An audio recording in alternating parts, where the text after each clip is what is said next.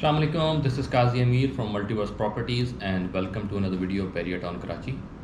आजकल हर बंदे के मुंह से कुछ एक ही किस्म की बातें सुनने को मिलती हैं कि मुल्क के हालात ख़राब हैं, इकोनॉमी क्राइसिस में जा रही है एंड इन्फ्लेशन राइज पर है एंड स्पेसिफिकली बैरियर के या रियल एस्टेट सेक्टर के हवाले से कुछ चीज़ें हैं जो रिपीटेडली आपको सुनने को मिलती हैं। समथिंग्स लाइक के मार्केट क्रैश हो रही है, मार्केट स्लो हो गई है due to devaluation in property prices या increase in construction prices or etc etc. That is all true, but there is an old saying that whenever there is a problem there is an opportunity। जहाँ भी कोई problem आती है उसमें कोई ना कोई अपॉर्चुनिटी भी होती है। अब सवाल ये होता है कि बैरियर टाउन कराची में इस टाइम पे क्या अपॉर्चुनिटी है एंड वो कैसे है। So I'll tell you about it, but to understand it better, I'll tell you a story first. Between 2007 to 2009 US में अमेरिका में एक हाउसिंग मार्केट क्रैश आया था। There were various reasons to it, उसकी बहुत सारी वजूहत थी। I won't go into the details, but I'll tell you कि उसके effects कितने हॉरिफिक थे। 50% पॉपुलेशन, रफली 50% पॉपुलेशन मतलब आधी पॉपुलेशन की जो हाउसिंग वैल्यू थी, जो उनकी प्रॉपर्टी वैल्यू थी, वो 50% से भी ज़्यादा डिक्रीज़ हो गई। इसका मतलब कि अगर किसी बंदे का 1 करोड़ रुपए का घर था तो वो 50 लाख रुपए से भी नीचे की वैल्यू पर आ गया। और 1/4 पॉपुलेशन के साथ मतलब 25% पॉपुलेशन के साथ इससे भी ज़्यादा बुरा हुआ कि उनका 1 करोड़ वाला घर 25 लाख रुपए की लाइन से भी नीचे आ गया। As a result American economy lost $26 trillion and their unemployment rate as well went up to 10%। मतलब कि उनके यहाँ अगर 10 करोड़ बंदा उस टाइम पे रहता था तो उसमें से 1 करोड़ बंदा बेरोज़गार हो गया। सो यू कैन इमेजिन कि क्या पैनिकिंग सिचुएशन थी, क्या हॉरिफिक सिचुएशन थी।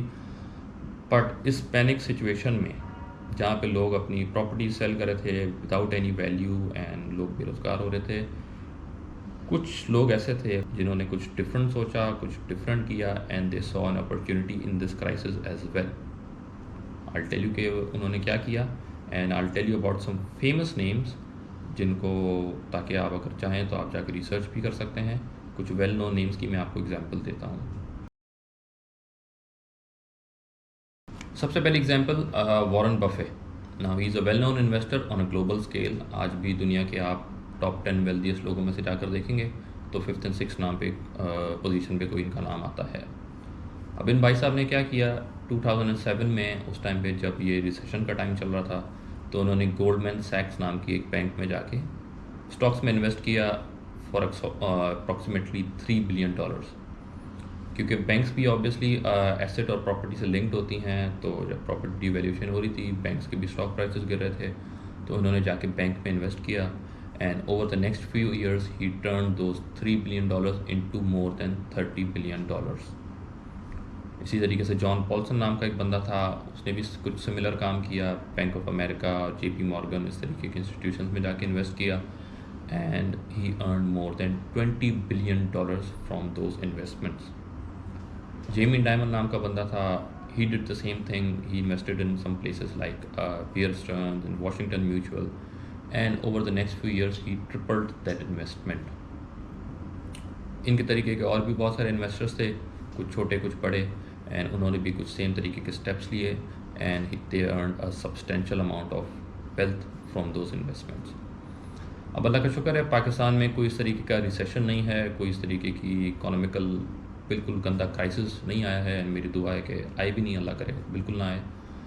But the key point from this story is that उस टाइम पे जब पूरी पॉपुलेशन पैनिक में थी, जब लोग अपनी प्रॉपर्टी सेल कर रहे थे विदाउट एनी वैल्यू एंड इस तरीके की क्राइसिस था, some people saw an opportunity and they took the right steps and invested at the right places with of course some calculation, and those investments turned out to be the greatest investments of their time and they earned very good amount of wealth from those investments। अब ये सब barrier town Karachi से कैसे related है, उसके लिए भी I will give you an example.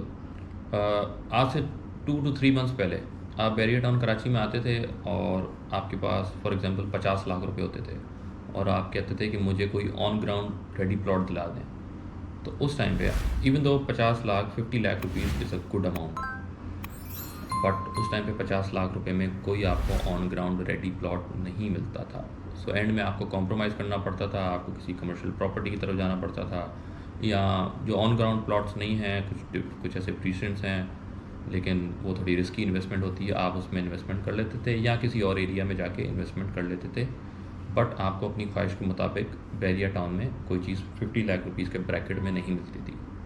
लेकिन आज वही चीज़ें, वही प्लॉट्स, क्योंकि मार्केट में करेक्शन आई है 10, 12, 15 लाख रुपए की, तो वही प्लॉट्स आपको 38, 40 lakh, 42, 45, 48 lakh rupees depending on the plot and location and obviously a lot of factors, लेकिन वही प्रॉपर्टी आपको वापसी अपनी रेंज में मिल रही है। वी 125 स्क्वायर यार्ड के प्लॉट्स हैं। इसी तरीके से 250 स्क्वायर यार्ड के प्लॉट्स जो कि 70 लाख रुपीज़ से कम नहीं थे, वो वापसी अभी 55, 60, 65 लाख रुपीज़ में आपको इस टाइम पे दोबारा से मिल रहे हैं। So basically what I am trying to say कि आज मार्केट क्योंकि करेक्शन में है, तो आज मार्केट में बायर का रेट है, मार्केट का एज सच अपना कोई रेट नहीं है। एक बंदा आता है, बोलता है मुझे ये चीज़ समझ आ रही है और मेरे पास 50 लाख रुपए हैं, तो उसको 50 लाख रुपए में वो चीज़ मिल जाती है क्योंकि सेलर सेल करना चाह रहा है एंड बायर कम है। अब इसका फ़ायदा किसको होगा? इसका सबसे मेन फ़ायदा, सबसे बड़ा फ़ायदा जो इस टाइम पे मिल रहा है वो 50 लाख से कम वाले इन्वेस्टर को या 50 लाख से कम वाले कंज्यूमर को मिल रहा है, क्योंकि बैरिया टाउन उसकी दस्तराज से, उसकी अप्रोच से बाहर हो चुका था क्योंकि उसकी प्राइसेस इतनी इंक्रीज़ हो गई थी, लेकिन इस टाइम पे वापसी उसको अपने प्राइस ब्रैकेट में कोई चीज़ मिल सकती है। सेकेंडली वो लोग जो कुछ चीज़ लेकर कुछ टाइम तक उसको होल्ड कर सकते हैं, उनके लिए इशू नहीं है, कुछ उनके पास सेविंग्स हैं या वो वैसे ही कुछ इन्वेस्टमेंट करना चाह रहे थे लेकिन होल्ड कर सकते हैं, तो उनको इससे फ़ायदा मिल सकता है कि अभी उनको वही चीज़ें 10-15 लाख रुपए कम में मिल रही हैं। जैसे कुछ हालात बेहतर होंगे, कुछ मार्केट इम्प्रूव होगी, तो वो वैल्यू ऑटोमेटिकली इंक्रीज़ होकर उनकी प्रॉफिट में कन्वर्ट हो जाएगी। थर्ड फ़ायदा, ओवरसीज़ पाकिस्तानी के लिए इसमें बहुत बेनिफिट है क्योंकि ऑब्वियसली जो बंदा पाकिस्तान से है वो उस टाइम पे डिफरेंट सिचुएशन फेस कर रहा है, उनकी तरफ कोई इतने इकोनॉमिकल क्राइसिस नहीं है, इन्फ्लेशन इतनी ज़्यादा नहीं है, तो उसके पास एक अच्छी अर्निंग है जो वो यहाँ पे इन्वेस्ट कर सकता है, इस क्राइसिस का फ़ायदा उठा सकता है। Not in a negative way, but obviously if you are investor then you are always looking for opportunities, तो वो उस टाइम पे इधर इन्वेस्ट करके इसका फ़ायदा उठा सकता है एंड कुछ टाइम में इससे अच्छा एक सब्सटेंशियल गेन कर सकता है। But the key point to all of this investment is holding power. Don't invest in this if you are expecting कि मुझे 2 हफ्ते में, 3 हफ्ते में, 1 महीने में कोई बहुत बड़ा रिटर्न मिल जाएगा। तो अगर वो सोच लेकर आप इन्वेस्टमेंट कर रहे हैं तो प्लीज़ इन्वेस्टमेंट ना कीजिएगा, क्योंकि ऐसा कोई रिटर्न आपको एक्सपेक्टेडली तो नहीं मिल सकता, कोई और हो जाए फैक्टर, लेकिन एक्सपेक्टेडली ऐसा रिजल्ट आपको नहीं मिल सकता। अगर आप इन्वेस्टमेंट कर रहे हैं then you should have a holding power of at least 4 to 6 months in your mind, कि 4 से 6 महीने मैंने कम से कम एक प्रॉपर्टी लेके उसको होल्ड करना है, उससे मज़ीद भी हो सकता है होल्ड करना पड़े, लेकिन 4 to 6 months आपको होल्ड करना पड़ेगा to earn a good amount, to earn a substantial gain on that income. So that is the opportunity I wanted to share with you guys, कि अगर आपकी जेब इजाज़त देती है, इफ़ यू कैन purchase something right now and if you can hold it then do consider purchasing right now, क्योंकि ये टाइम है जिसमें कुछ अपॉर्चुनिटी है, जिसमें आप कुछ फ़ायदा उठा सकते हैं। Don't just follow the crowd, do your own thinking, कुछ अपनी कैलकुलेशन करें and if you can afford it then you should go head for this right now. बाकी आपने क्या लेना चाहिए, क्या नहीं लेना चाहिए, किस में भी जूस है, कि कौन सी चीज़ ऊपर जा सकती है, ये सारे ऑप्शंस कंसिडर करने के लिए या बैरिया टाउन में कोई भी कंसल्टेंसी के लिए, किसी गाइड के लिए आप मुझसे रब्ता कर सकते हैं। मेरा नंबर वीडियो में मौजूद है, और you can visit my office which is Right Key Real Estate and Builders which is located on Midway Commercial B93 is the building number, 5th and 6th floor पे हमारा ऑफिस है।